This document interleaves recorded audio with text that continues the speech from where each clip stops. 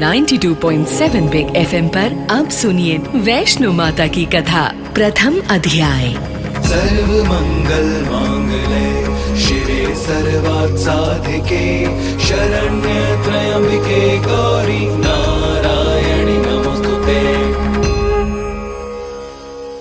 मैं मनुष्य की अंतरात्मा में बसा मनुष्य का सात्विक सत्य हूं। मैं ही मानव को आध्यात्म से जोड़कर उसे मोक्ष का द्वार दिखाता हूं। आज मैं आपको मानव जीवन का कल्याण करने वाली मां वैष्णो की कथा सुनाने जा रहा हूं, जिसके श्रवण मात्र से सारे पाप नष्ट हो जाते हैं। वेदों और पुराणों के अनुसार माता वैष्णो का अवतरण जग का कल्याण करने और दैत्यराज का विनाश करने को विष्णु जी द्वारा हुआ था। जब दैत्यों के राजा दैत्यराज ने ब्रह्मा जी को प्रसन्न कर अमरता का वरदान मांगा। ब्रह्मवे नमः। ओम ब्रह्मवे नमः। आंखें खोलो दैत्यराज, हम तुम्हारी भक्ति से प्रसन्न हुए। प्रभु, मैं आपके दर्शन पाकर धन्य हो गया। बोलो दैत्यराज, क्या वर चाहिए? प्रभु, अगर आप वर देना चाहते हैं तो मुझे अमरता का वरदान दीजिए। हे वीर दैत्यराज, मैं तुम्हें अमरता का वरदान तो नहीं दे सकता, परंतु हां, ये वरदान देता हूं कि तुम्हें कोई भी वस्तु, मनुष्य, देव, दानव, गण जिसका जन्म हुआ हो नहीं मार सकेगा। और ये वरदान देकर ब्रह्मा जी अंतर्धान हो गए। परंतु इसके पश्चात दैत्यराज ने स्वर्ग, धरती और पाताल इन तीनों लोकों पर अपना आधिपत्य स्थापित कर लिया। तब दैत्यराज द्वारा प्रताड़ित देवताओं ने विष्णु जी के कहने पर मां आदिशक्ति की आराधना आरंभ कर दी, जिनका शक्ति अंश मां पार्वती, बौद्धिक अंश मां सरस्वती और ऐश्वर्या अंश मां लक्ष्मी में विराजमान है। या देवी सर्वभूतेषु शक्ति रूपेण संस्थिता नमस्तस्यै नमस्तस्यै नमस्तस्यै नमो नमः। या देवी सर्वभूतेषु बुद्धिरूपेण संस्थिता नमस्तस्यै नमस्तस्यै नमस्तस्यै नमो नमः। या देवी सर्वभूतेषु लक्ष्मीरूपेण संस्थिता नमस्तस्यै नमस्तस्यै नमस्तस्यै नमो नमः। कहिए देवगण, क्या इच्छा है? मां, हम आपके दर्शन पाकर धन्य हो गए। आप तो ब्रह्मा, विष्णु, महेश की भी अधिष्ठात्री हैं। आपसे कुछ भी अज्ञात नहीं। हमारी रक्षा करो मां, हमारी रक्षा करो। देवताओं की वेदना देखकर माता ने भगवान विष्णु की आज्ञा से और त्रिशक्तियों के तेज से एक दैवीय शक्ति का आह्वान किया, जिनमें दुर्गा, सरस्वती और लक्ष्मी तीनों का अंश विराजमान है। वो देवी प्रकट होते ही मां आदिशक्ति से बोली, प्रणाम मां, मेरे लिए क्या आज्ञा है? हे देवी, तुम दैत्यराज का सर्वनाश कर जगत का कल्याण करो। और देखते ही देखते माता रानी और दैत्यराज में घोर संग्राम छिड़ गया।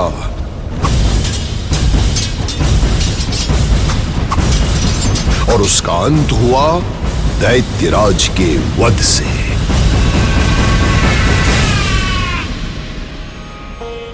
अब आप सभी पर कोई संकट नहीं आएगा। आप सबका कल्याण हो। इस प्रकार माता वैष्णवी का अवतरण हुआ और भगवान विष्णु की आज्ञा से उन्हें वैष्णवी का नाम दिया गया। परंतु ये कथा तो अब आरंभ हुई है।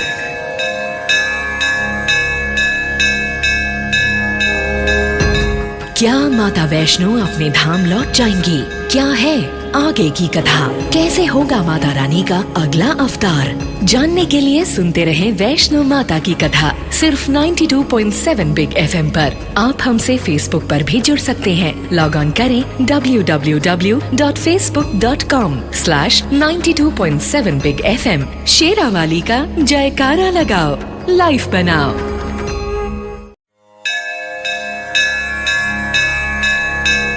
.7 बिग FM पर अब सुनिए वैष्णो माता की कथा, द्वितीय अध्याय।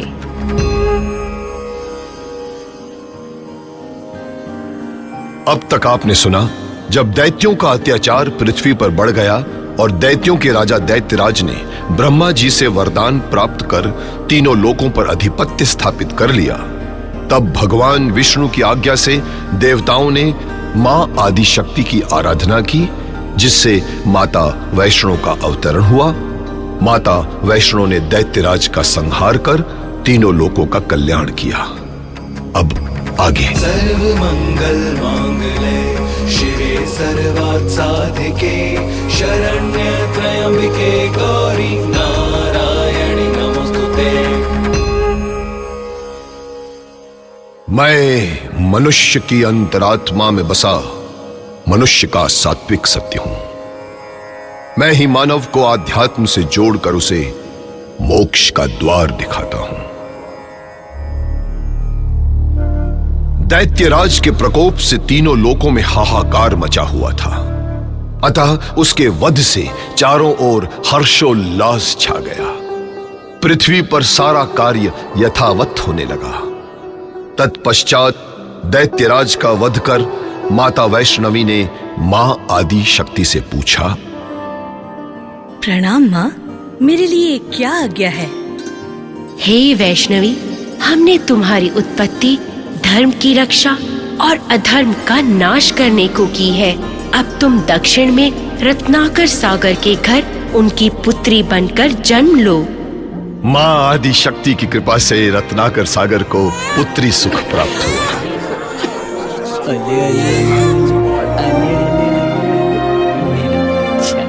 कन्या के मुखमंडल से ही प्रतीत होता था कि वो कोई दिव्य शक्ति है। रत्नाकर सागर ने कन्या का नाम त्रिकुटा रखा। बाल्यावस्था में ही त्रिकुटा वन में तपस्या करने को चली गई। कुछ समय पश्चात अपने मर्यादा पुरुषोत्तम राम के रूप में मां सीता की खोज करते करते भगवान विष्णु उसी वन में पधारे।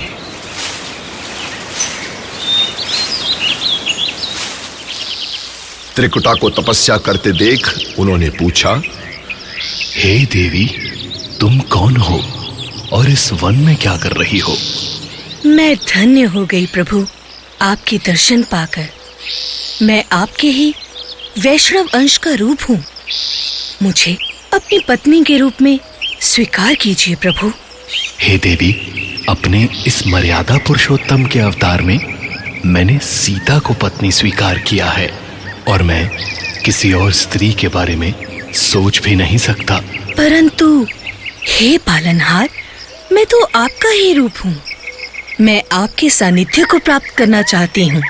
हे देवी, तुम कुछ काल तक तप करो और जगत का कल्याण करो। कलयुग में जब मैं कल की अवतार लूंगा, तब तुम मेरी सहचरी बनोगी। तब तक उत्तर भारत में 3 शिखरों वाले मांडीक पर्वत पर 3 शिखरों वाले त्रिकुट पर्वत की मनोरम गुफा में, जहां त्रिशक्तियों का निवास है, वहां तुम वैष्णो देवी के रूप में जगत का कल्याण करो। और जब तक तुम गुफा में विराजमान रहोगी, तब तक तुम्हारी रक्षा का दायित्व हनुमान जी निभाएंगे। करहूं नमन श्री राम को, देवी कियो प्रस्थान। त्रिशक्ति संग वैष्णवी, करन चली निवास।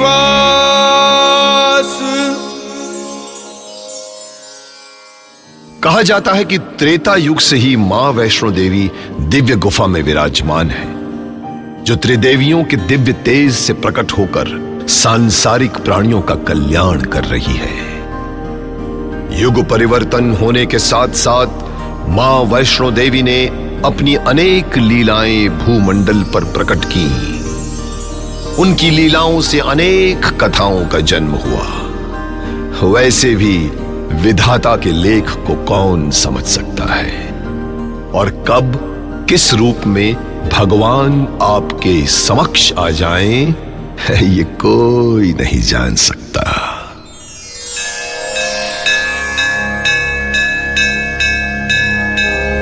श्री राम की आज्ञा पाकर माता रानी अब क्या लीला दिखाएंगी? क्या है कलयुग में वैष्णो माता की कथा? जानने के लिए सुनते रहें 92.7 बिग FM। आप हमसे फेसबुक पर भी जुड़ सकते हैं। लॉग ऑन करें www.facebook.com/92.7 बिग FM। शेरावाली का जयकारा लगाओ, लाइफ बनाओ।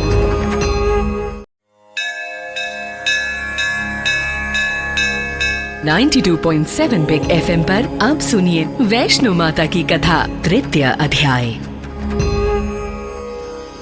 अब तक आपने सुना जब दैत्यों का अत्याचार पृथ्वी पर बढ़ गया और दैत्यों के राजा दैत्यराज ने ब्रह्मा जी से वरदान प्राप्त कर तीनों लोकों पर अधिपत्य स्थापित कर लिया, तब भगवान विष्णु की आज्ञा से देवताओं ने मां आदिशक्ति की आराधना की, जिससे माता वैष्णो का अवतरण हुआ।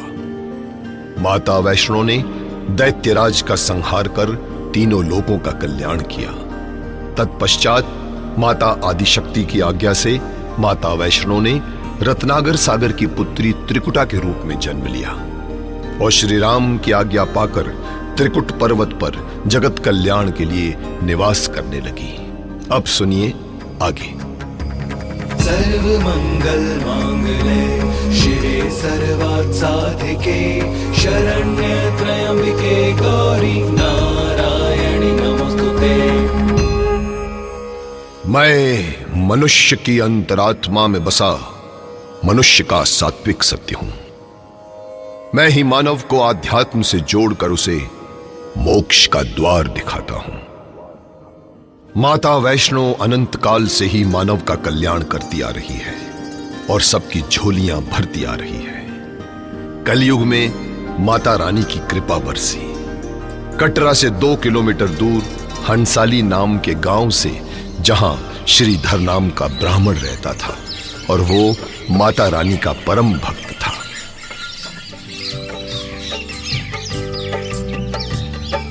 बिगड़ी बनाने वाली माता, झोलियां भरने वाली माता, बिगड़ी बनाने वाली माता, झोलियां भरने वाली माता, शेर पे सवार होकर भक्तों का उद्धार करने वाली माता, बिगड़ी बनाने वाली माता। जय माता दी, जय माता दी, बिगड़ी बनाने वाली माता।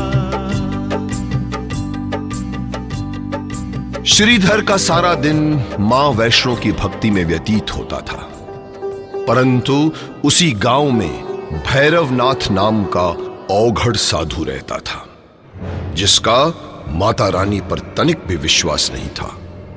वो ग्राम वासियों से खुद की पूजा करने को कहता था। अलख निरंजन, इस गांव में सिर्फ मेरी पूजा होगी, सिर्फ मेरी। पंडित श्रीधर संतानहीन थे, परंतु माता रानी में उनका अटूट विश्वास था।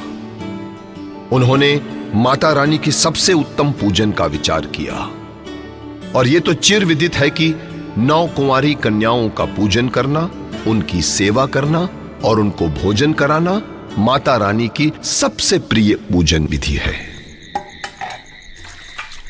सुनो, मैं सोच रहा था कि क्यों ना हम 9 कुंवारी कन्याओं का पूजन करें। विचार तो बहुत उत्तम है, चलिए फिर तैयारी कर लेते हैं। परंतु उनकी ये इच्छा भैरवनाथ को ज्ञात हो गई। जय महाकाल, जय महाकाल। गुरुजी, गुरुजी, जय भैरवनाथ।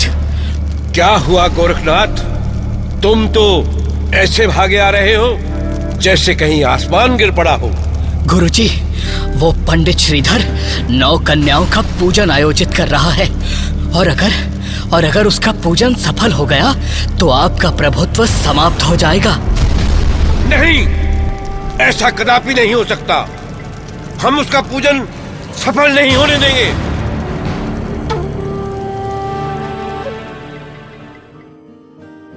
विपत्ति काले विपरीत बुद्धि।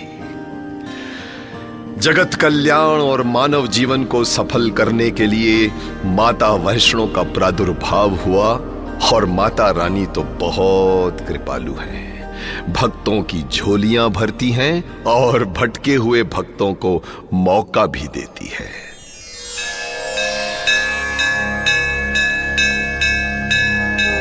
क्या भैरवनाथ पंडित श्रीधर की पूजा विफल कर पाएगा? माता रानी किस प्रकार श्रीधर का कल्याण करेंगी? जानने के लिए सुनते रहें 92.7 बिग FM। आप हमसे फेसबुक पर भी जुड़ सकते हैं। लॉग ऑन करें www.facebook.com/92.7 बिग FM। शेरावाली का जयकारा लगाओ, लाइफ बनाओ।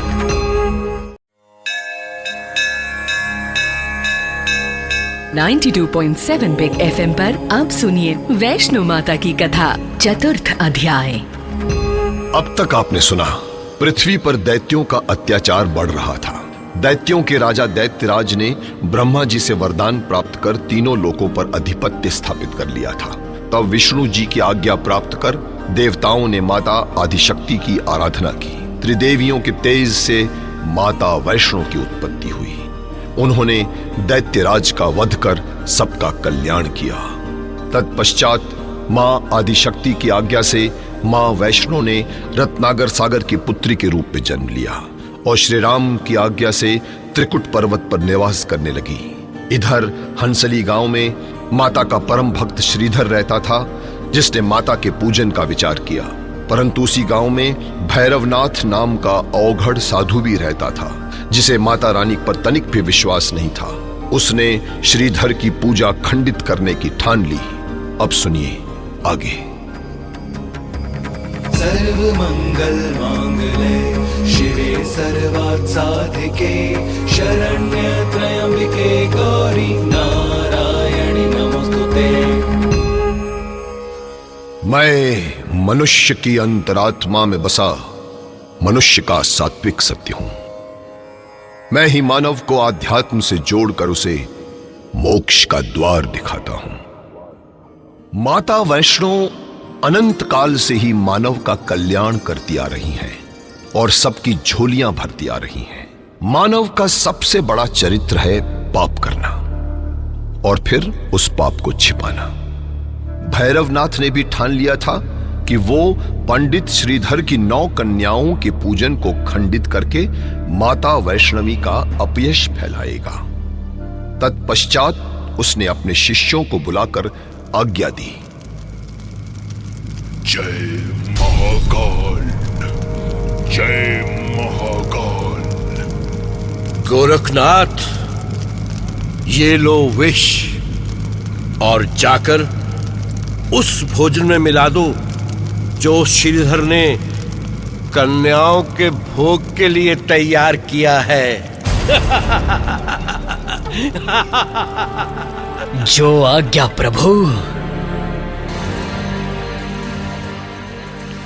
अपने गुरु की आज्ञा प्राप्त कर गोरखनाथ अपने कुछ शिष्यों के साथ श्रीधर के घर पहुंचा।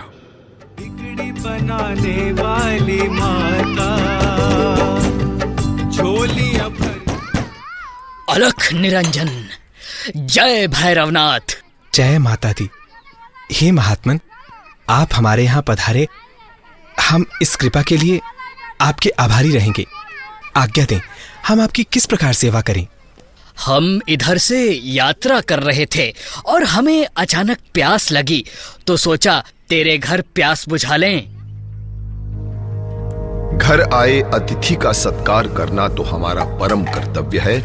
ऐसा मानकर श्रीधर अपनी पत्नी समेत गोरखनाथ और उसके शिष्यों की सेवा में जुट गए। और इसी समय मौका पाकर गोरखनाथ ने कन्याओं के लिए बने भोजन में विष मिला दिया और वहां से चले गए। इधर भोजन में मिले हुए विष के प्रभाव से भोजन करने वाली कन्याओं का स्वास्थ्य बिगड़ने लगा। कन्याएं रोते बिलखते हुए अपने घर वापस चली गईं। इधर भैरवनाथ के शिष्यों ने पूरे गांव में माता रानी और श्रीधर का अपयश करना आरंभ कर दिया।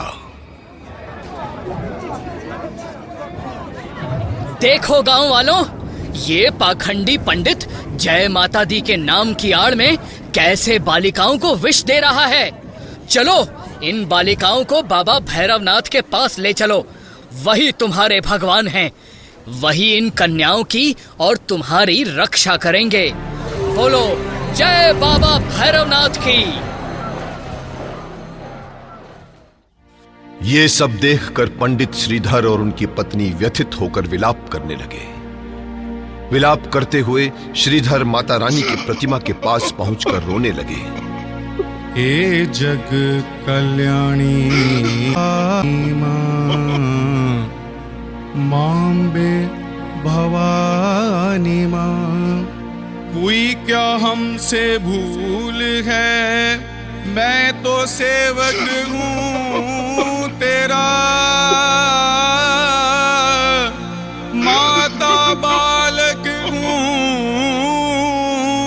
तेरा, फिर क्यों रूठी है हमसे इतनी तू दयावानी मां।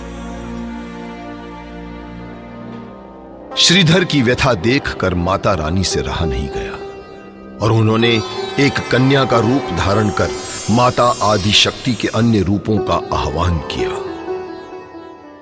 हे बहन नैना देवी, ज्वाला जी, चिंतपूर्णी देवी, मनसा देवी, ब्रजेश्वरी देवी, कलिका देवी, शाकुंभरी देवी, चामुंडा देवी, प्रकट हूं।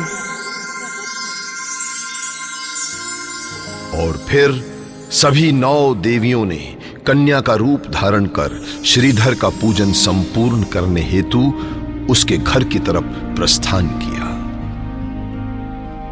जब भी सच्चे मन और भक्ति से देवी का पूजन और आह्वान किया जाता है तो माता अपने भक्तों के कष्ट हरने जरूर आती है। यही है महिमा उस जग जननी की। परंतु विधि का लेख और विधान कोई नहीं मिटा सकता। भैरव के पाप का घड़ा अब तक न भरा थी, परंतु श्रीधर की परीक्षा समाप्त हो चुकी थी और अब उसके कष्टों के निवारण का समय आ चुका था।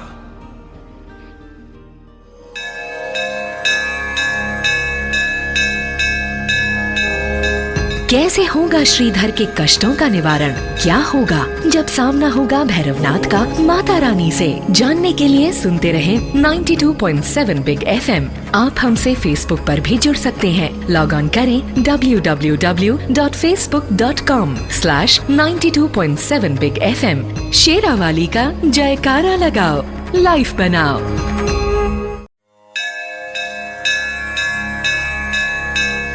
.7 बिग FM पर अब सुनिए वैष्णो माता की कथा, पंचम अध्याय।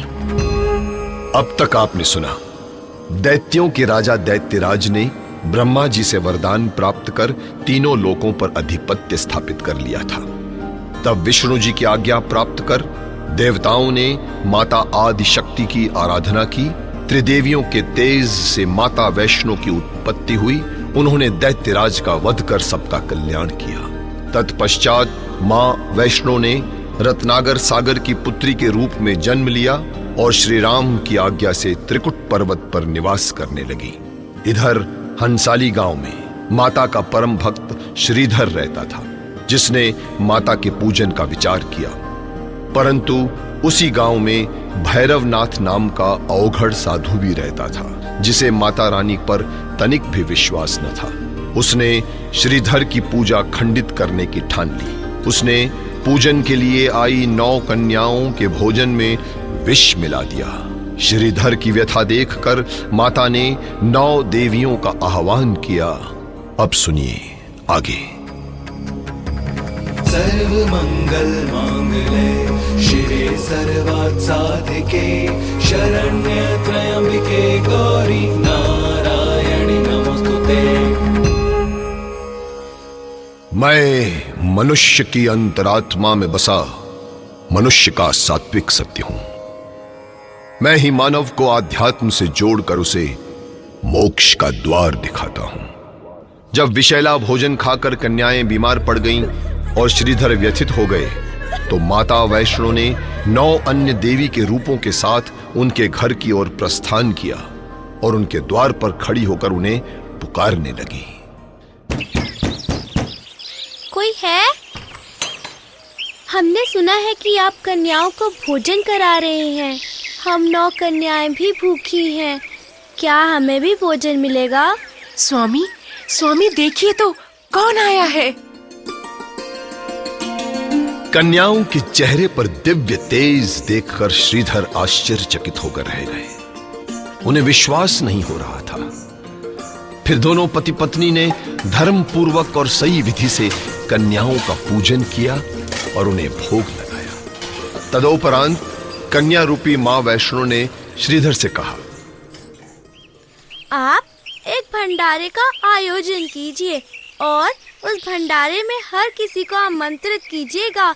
और हाँ, भैरवनाथ को जरूर आमंत्रित कीजिएगा। यही माता रानी की इच्छा है। देवी प्रपन्नारती हरे प्रसीद प्रसीद मातृ जगतोऽखिलस्य प्रसीद विश्वेश्वरी पाहि विश्वम् त्वमीश्वरी देवी चराचरस्य।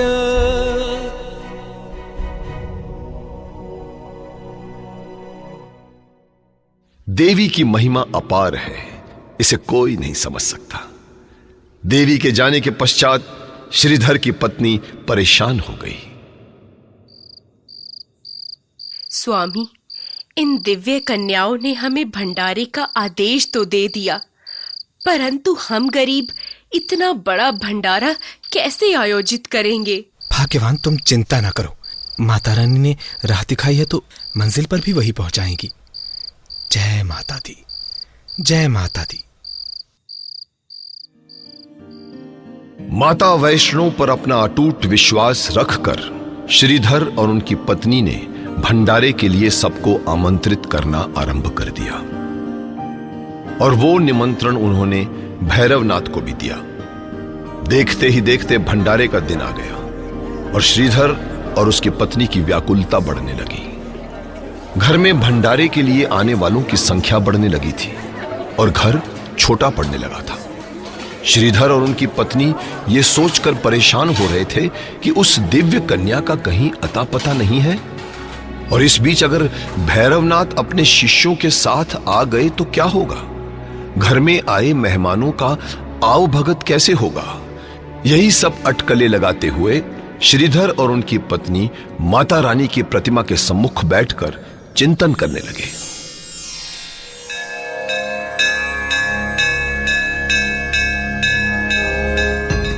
क्या भैरवनाथ और उसके शिष्यों को श्रीधर के छोटे से घर में आसन मिल पाएगा? क्या होगी भैरवनाथ की अगली चाल? जानने के लिए सुनते रहें 92.7 बिग FM। आप हमसे फेसबुक पर भी जुड़ सकते हैं। लॉग ऑन करें www.facebook.com/92.7 बिग FM। शेरावाली का जयकारा लगाओ, लाइफ बनाओ।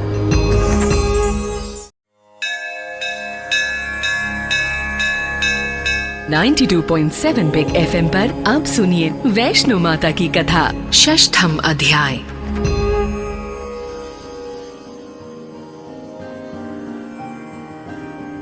अब तक आपने सुना, दैत्यों के राजा दैत्यराज ने ब्रह्मा जी से वरदान प्राप्त कर तीनों लोकों पर अधिपत्य स्थापित कर लिया था।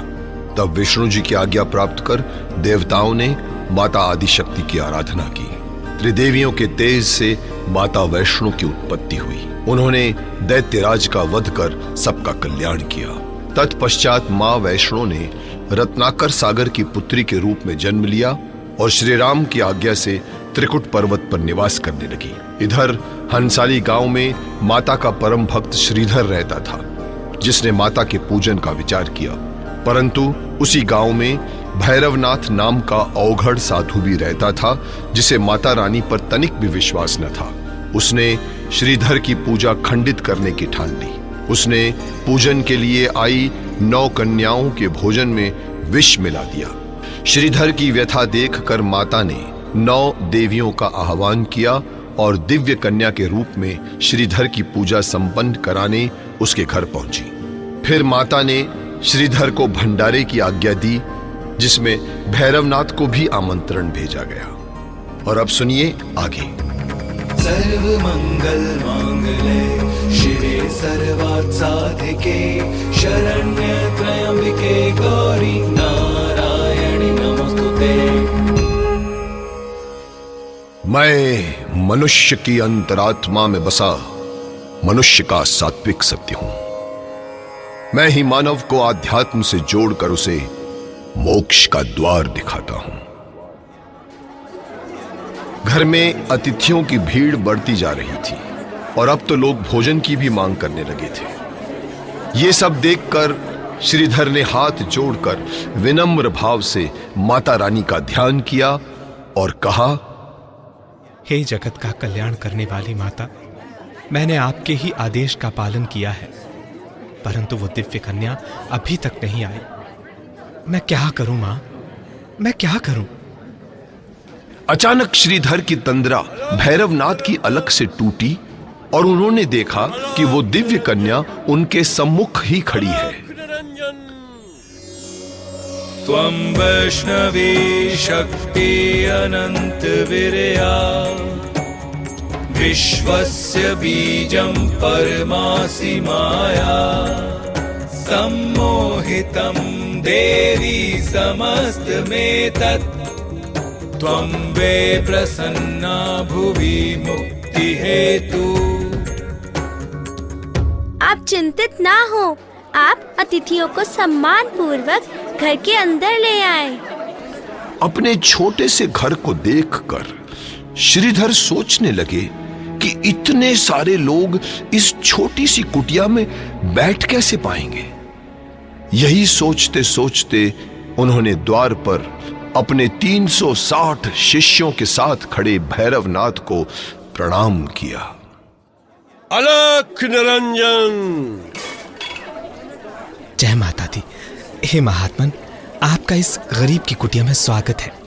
अरे मूर्ख का ज्ञानी, हमें तो स्वयं देवराज इंद्र भी भोजन नहीं करा सकते और तुमने हमें भोजन पर आमंत्रित किया है। हे योगीराज, मैंने तो सिर्फ अपनी माता रानी और उस दिव्य कन्या का कहना माना है, वरना मुझ में क्या सामर्थ्य कि मैं आपको भोजन करा सकूं। दिव्य कन्या? कौन है वो दिव्य कन्या और कहां है वो? वो कन्या मैं हूँ भैरवनाथ। भैरवनाथ की आंखें सुर्ख लाल थीं और उसके हाथ में एक बड़ा सा चिमटा और कमंडल था। उसने दिव्य कन्या रूपी माता वैष्णो की ओर देखा। कन्या के मुख पर तेज झलक रहा था। उस तेज को देखकर भैरवनाथ को अंदेशा हो गया कि ये कोई साधारण कन्या नहीं है। आइए योगीराज, घर के अंदर आकर आसन ग्रहण कीजिए। अरे तुम्हारी इस छोटी सी कुटिया में इतनी जगह कहां है कि हम और हमारे 360 चेले बैठ सकें?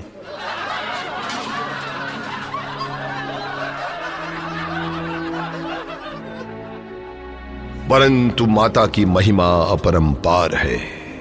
उनकी लीला को समझ पाना असंभव है। एक एक करके भैरवनाथ के 360 शिष्य घर में आ गए, फिर भी काफी जगह बची रह गई थी।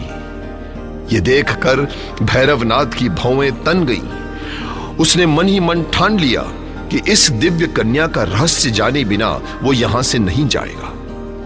पंडित श्रीधर का उपहास करने की इच्छा से भैरवनाथ ने अपने शिष्यों की पसंदानुसार अलग अलग भोजन की इच्छा व्यक्त की, क्योंकि उसे ज्ञात था कि गरीब ब्राह्मण श्रीधर विभिन्न प्रकार का भोजन परोसने में असमर्थ है, परंतु वो ये भूल गया था कि जिस पर स्वयं माता वैष्णो की कृपा हो, भला उसका कोई क्या बिगाड़ सकता है।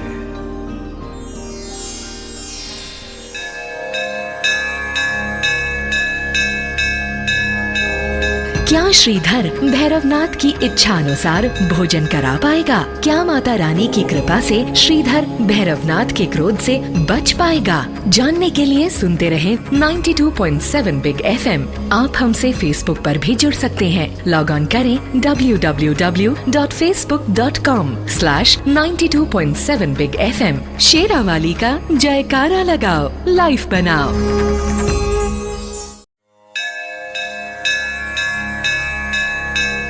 92.7 बिग FM पर अब सुनिए वैष्णो माता की कथा, 7वां अध्याय। अब तक आपने सुना, दैत्यों के राजा दैत्यराज ने ब्रह्मा जी से वरदान प्राप्त कर तीनों लोगों पर अधिपत्य स्थापित कर दिया था। तब विष्णु जी की आज्ञा प्राप्त कर देवताओं ने माता आदि शक्ति की आराधना की। त्रिदेवियों के तेज से माता वैष्णो की उत्पत्ति हुई। उन्होंने दैत्यराज का वध कर सबका कल्याण किया। तत्पश्चात माता वैष्णो ने रत्नाकर सागर की पुत्री के रूप में जन्म लिया और श्री राम की आज्ञा से त्रिकुट पर्वत पर निवास करने लगी।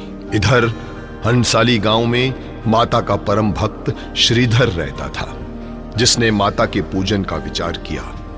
परंतु उसी गांव में भैरवनाथ नाम का औघड़ साधु भी रहता था, जिसे माता रानी पर तनिक भी विश्वास न था। उसने श्रीधर की पूजा खंडित करने की ठान ली। उसने पूजन के लिए आई 9 कन्याओं के भोजन में विष मिला दिया।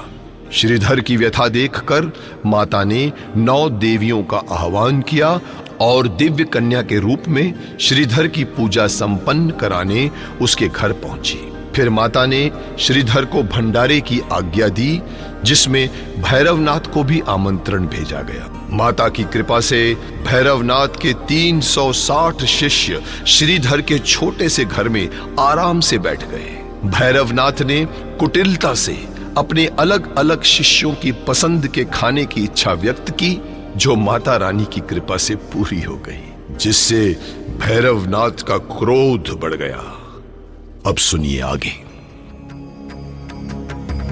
सर्व मंगल मांगले शिवे सर्वार्थ साधिके शरण्य त्र्यंबके गौरी नारायणी नमोस्तुते।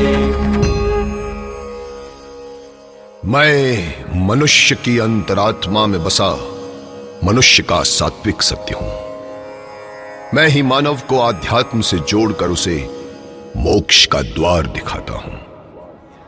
आसन पर विराज कर भैरवनाथ ने अपने अलग अलग शिष्यों की इच्छानुसार विभिन्न प्रकार के भोजन की मांग की। इस प्रकार की इच्छा से पंडित श्रीधर व्याकुल होकर हाथ जोड़कर दिव्य कन्या के समक्ष खड़े हो गए, परंतु दिव्य कन्या के चेहरे पर तनिक भी संशय न था। दिव्य कन्या रूपी माता ने सभी की इच्छा अनुसार भांति भांति के पकवान और मिष्ठान की व्यवस्था कर दी, और ये देखकर भैरवनाथ क्रोध से आंखें लाल कर कुटिलता से बोला, अलख निरंजन श्रीधर, तुमने हमारे सभी शिष्यों और यहाँ आए सभी लोगों के इच्छा अनुसार भोजन की व्यवस्था की है, परंतु हमारा भोजन कहाँ है? आज्ञा करें योगीराज, मैं आपकी क्या सेवा करूं? हम औघड़ साधु हैं मूर्ख। पूछ इस कन्या से, क्या ये घर आए साधु की इच्छा पूर्वक भोजन करा सकती है? बोलो योगीराज, क्या इच्छा है? हम औघड़ साधु हैं कन्या। हमारा प्रिय भोजन है मांस और मदिरा। हमारी क्षुधा उसी से शांत होगी। हे भैरव, यह ब्राह्मण के घर का भंडारा है और यहाँ इस प्रकार की वस्तुओं की अपेक्षा करना अनुचित होगा। अतः तुम इस सात्विक भोजन को स्वीकार करो। ऐ नादान कन्या, हमारे समक्ष स्वयं देवता अपने कथन कहते हुए विचार करते हैं, परंतु तू हमें ही तिरस्कृत कर रही है। ठहर जा। इतना कहकर भैरवनाथ कन्या रूपी वैष्णो माता का हाथ पकड़ने की चेष्टा करता हुआ उनकी तरफ लपका। उसकी इस चेष्टा को विफल करते हुए कन्या अपना हाथ छुड़ाकर वहां से अंतर्धान हो गई। भैरवनाथ भी त्रिकालदर्शी था, इसलिए उसने ध्यान लगाकर माता के गंतव्य स्थल का पता लगाया। कन्या रूपी माता अपने रक्षक वीर लंगूर, जो कि और कोई नहीं स्वयं हनुमान जी थे, उनके साथ त्रिकुट पर्वत की ओर प्रस्थान कर चुकी थी। शरणागत दीनार्थ परित्राण परायणे सर्वासर्ते हरे देवी नारायणी नमोस्तुते सर्वस्वरूपे सर्वेशे सर्वशक्ति समन्विते भयभ्रासित्राहीनो देवी दुर्गे देवी नमोस्तुते। मार्ग में जब वीर लंगूर को प्यास लगी तो माता ने पत्थर में बाण मारकर पानी की धारा प्रकट की और वीर लंगूर की प्यास बुझाई। उसके बाद अपने केश धोकर संवारे, इसीलिए वो स्थान बाण गंगा के नाम से प्रसिद्ध हुआ। कुछ दूर जाने के पश्चात माता ने एक स्थान पर रुककर भैरव की सुध ली। जिस शिला पर माता ने विश्राम किया था उस पर माता के चरण चिन्ह अंकित हो गए थे, इसलिए उस जगह का नाम चरण पादुका पड़ा। तत्पश्चात माता आकर एक गुफा के द्वार पर रुक गईं, जहां एक तपस्वी तपस्या कर रहे थे। माता ने तपस्वी से कहा, हे तपोधन, मैं काफी दूर से आ रही हूं और थक गई हूं। मैं इस गुफा में थोड़ा सा विश्राम करूंगी। यदि कोई आकर मेरे बारे में पूछे तो मत बताना। ये कहकर माता रानी गुफा में प्रवेश कर गई और वीर लंगूर के रूप में हनुमान जी पास ही वृक्ष की शाखा पर बैठ गए और माता रानी की प्रतीक्षा करने लगे। माता वैष्णो रूपी दिव्य कन्या को भैरवनाथ ने पकड़ने की चेष्टा की थी, अतः कन्या अर्धकुंवारी के नाम से जानी गई। स्वयं को शुद्ध करने व वैष्णव अंश को पुनः जागृत करने के लिए माता ने उस गुफा में 9 महीने तक निवास किया, जिस कारण ये गुफा गर्भजून के नाम से प्रसिद्ध हुई। इधर माता रानी के साक्षात दर्शन करने के उपरांत भी उन्हें न पहचान पाने की दिशा में श्रीधर माता की प्रतिमा के सम्मुख क्षमा याचना करते हुए मूर्छित हो गए।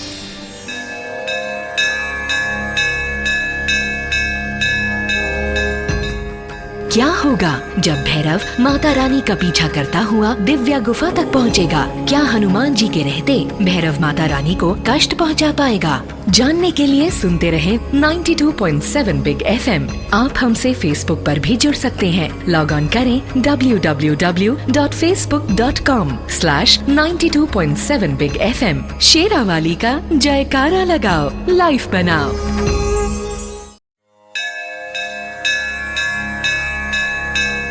.7 बिग FM पर अब सुनिए वैष्णो माता की कथा, 9वां अध्याय।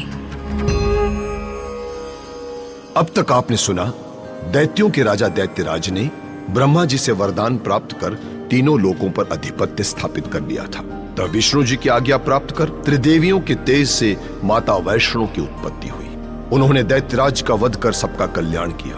तत्पश्चात माँ वैष्णो ने रत्नाकर सागर की पुत्री के रूप में जन्म लिया और श्री राम की आज्ञा से त्रिकुट पर्वत पर निवास करने लगी। इधर हंसाली गांव में माता का परम भक्त श्रीधर रहता था, जिसने माता के पूजन का विचार किया। परंतु उसी गांव में भैरवनाथ नाम का औघड़ साधु भी रहता था, जिसे माता रानी पर तनिक भी विश्वास न था। उसने पूजन के लिए आई 9 कन्याओं के भोजन में विष मिला दिया। श्रीधर की व्यथा देखकर माता दिव्य कन्या के रूप में 9 देवियों के साथ श्रीधर की पूजा संपन्न कराने उसके घर पहुंची। फिर माता ने श्रीधर को भंडारे की आज्ञा दी, जिसमें भैरवनाथ को भी आमंत्रण भेजा गया। भैरव ने कुटिलता से अपने अलग अलग शिष्यों की पसंद के खाने की इच्छा व्यक्त की, जो माता रानी की कृपा से पूरी हो गई। जिससे भैरवनाथ का क्रोध बढ़ गया। भैरव ने माता का हाथ पकड़ने की चेष्टा की तो माता वहां से अंतर्धान हो गई। माता ने स्वयं को शुद्ध करने के लिए 9 महीने तक गुफा में निवास किया। स्वयं को शुद्ध कर और वैष्णव अंश को पुनः प्राप्त कर माता ने श्रीधर का कल्याण किया। इधर भैरवनाथ माता का पीछा करते हुए दिव्य गुफा के बाहर आकर वीर लंगूर रूपी हनुमान जी के साथ युद्ध करने लगा। अब सुनिए आगे। सर्व मंगल मांगले शिवे सर्वार्थ साधिके शरण्य त्र्यंबिके गौरी नारायणी नमोस्तुते। मैं मनुष्य की अंतरात्मा में बसा मनुष्य का सात्विक सत्य हूं। मैं ही मानव को आध्यात्म से जोड़कर उसे मोक्ष का द्वार दिखाता हूं। जब अहंकार और घमंड की मद में चूर भैरवनाथ वीर लंगूर हनुमान के साथ युद्ध कर रहा था तो उसकी ये चेष्टा देखकर माता रानी के क्रोध की सीमा न रही। इधर जैसे ही हनुमान जी भैरवनाथ को अपनी गदा के एक प्रहार से ही नष्ट करने की इच्छा लेकर उस पर लपके तो तुरंत ही गुफा को अपने त्रिशूल से भेद कर सिंह पर सवार होकर माता वैष्णो प्रकट हुई।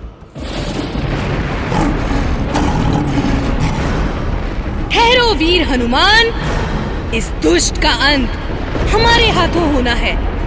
इसके पाप का घड़ा भर चुका है। उस वक्त माता रानी के नेत्र गुस्से से लाल हुए। उनके चंद्रमा समान सौम्य मुखमंडल पर क्रोध के भाव देखकर लगता था कि स्वयं चंडी अवतरित हो गई है। अरे ओ दुष्ट और अभिमानी भैरव, अभिमान की मद में चूर तूने बहुत दुस्साहस कर लिया। अब अपनी करनी की सजा भुगतने के लिए तैयार हो जा। इतना ही कहकर माता रानी ने अपने त्रिशूल का तेज प्रहार कर भैरवनाथ का सर धड़ से अलग कर दिया। उसका कटा हुआ सर बड़े वेग से दूर जाकर गिरा, परंतु भैरवनाथ भी सिद्ध पुरुष था। धड़ से सर अलग हो जाने पर भी वो जीवित था और अब उसके पास अपनी करनी पर पश्चाताप करने के सिवा कुछ भी शेष नहीं था।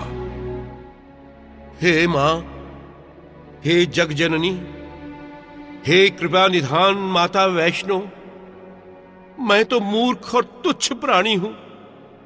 मैं तो नादान बालक हूं माता, मुझे क्षमा करो मां, मुझे क्षमा करो। पृथ्व्यां पुत्रास्ते जननी बहवः सन्ति सरलाः परम तेषां मध्ये विरलतरलोऽहं तव सुते।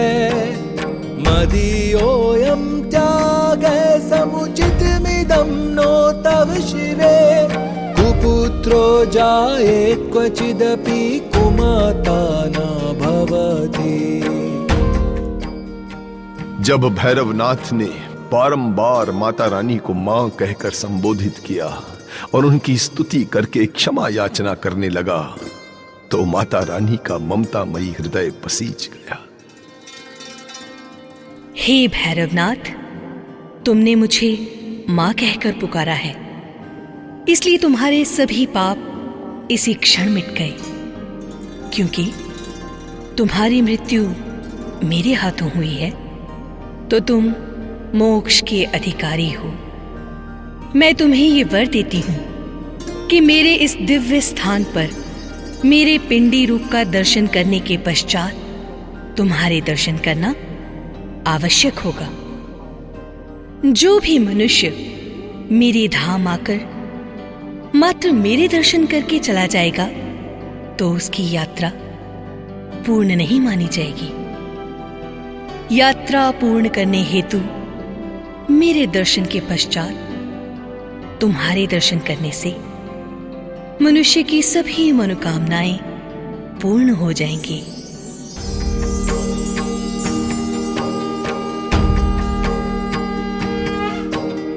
देहि सौभाग्यम आरोग्यम देहि मे परमं सुखम